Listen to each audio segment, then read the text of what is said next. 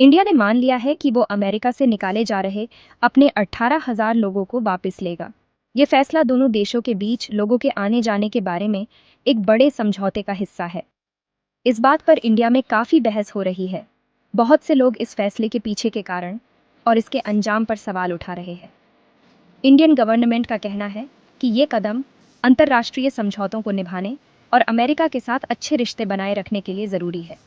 लेकिन आलोचकों का तर्क है कि ये फैसला इंडिया के सामाजिक, आर्थिक और कूटनीतिक हालात पर गहरा असर डाल सकता है। ये स्थिति इस बात पर दिखाती है कि कैसे एक दूसरे से जुड़ते जा रहे दुनिया में लोगों के आने जाने को मैनेज करना कितना मुश्किल होता जा रहा है। इंडिया का ये कदम अमेरिका को खुश करने और अपने व्यापार को बचाने की कोशिश माना जा रहा है। ट्रंप सरकार इंडिया पर दबाव बना रही थी कि वो टोटलाइजेशन एग्रीमेंट पर दस्तखत करे, जिससे अमेरिका में काम करने वाले इंडियन आईटी प्रोफेशनल्स पर असर पड़ता। लोगों को वापस लेकर इंडिया शायद अमेरिका के साथ व्यापार को लेकर बढ़ते तनाव को कम करने की कोशिश कर रहा है।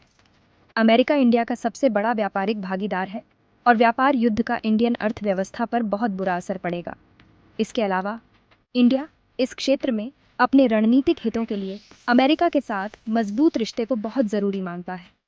लोगों को वापस लेने को इंडिया के बड़े आर्थिक और भौगोलिक राजनीतिक लक्ष्यों की रक्षा के लिए एक समझदारी भरा फैसला माना जा सकता है। ये समझौता ऐसे समय में हुआ है जब अमेरिका में इमिग्रेशन पर बहुत ज़्यादा ध्यान दिया जा रहा है। ट्रंप सरकार ने अपने शासनकाल में गैर कानूनी तरीके से आने वाले लोगों पर लगाम लगाने को अपनी नीति का मुख्य हिस्सा बनाया। इसमें सख्त कानून, ज़्यादा लोगों को वापस भेजना और कानूनी तौर पर आने के रास्ते को और मुश्किल बनाना शामिल था। इंडिया, जहां अमेरिका में बहुत से लोग रहते हैं, इन बदलावों से सीधे तौर पर प्रभावित हुआ। लोगों को वापस लेने के समझौते को इस मुश्किल राजनीतिक माहौल से निपटने और इमिग्रेशन के मुद्दे पर अमेरिका के साथ काम करने वाले रिश्ते को बनाए रखने की कोशिश के तौर पर देखा जा सकता है। हालांकि यह इस बारे में भी सवाल उठाता है कि क्या इंडिया अपने हितों के लिए मजबूती से बातचीत कर पा रहा है। भाग 4, कानूनी तरीके से अमेरिका जाने के रास्ते खुले रखना, स्टूडेंट वीज़ा और H-1B। हालांकि ये समझौता लोगों को वापस भेजने पर केंद्रित है, इंडिया अपने उन नागरिकों के हितों की रक्षा भी करना चाहता है जो कानूनी तरीके से अमेरिका जाते हैं। इंडियन गवर्नमेंट ने हमेशा से कानूनी तरीके से अमेरिका जाने के रास्ते, खासतौर पर स्टूडेंट वीज़ा और H-1B वीज़ा प्रोग्राम को बहुत अहमियत दी है।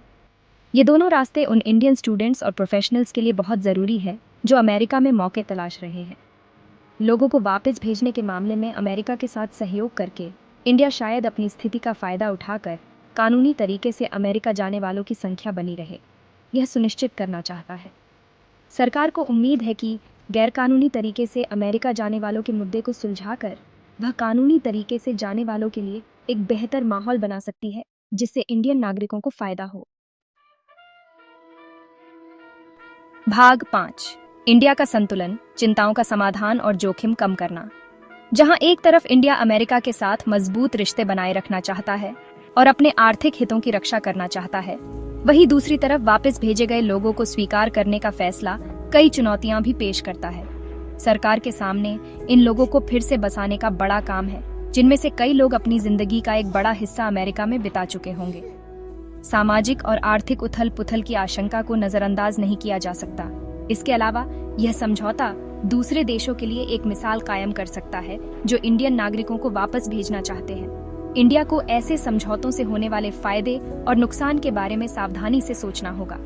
ये स्थिति इस बात को रेखांकित करती है कि कैसे एक दूसरे से जुड़ती दुनिया में लोगों के आने जाने के मुद्दे से जूझ रहे देशों को किस मुश्किल स्थिति का सामना करना पड़ता है।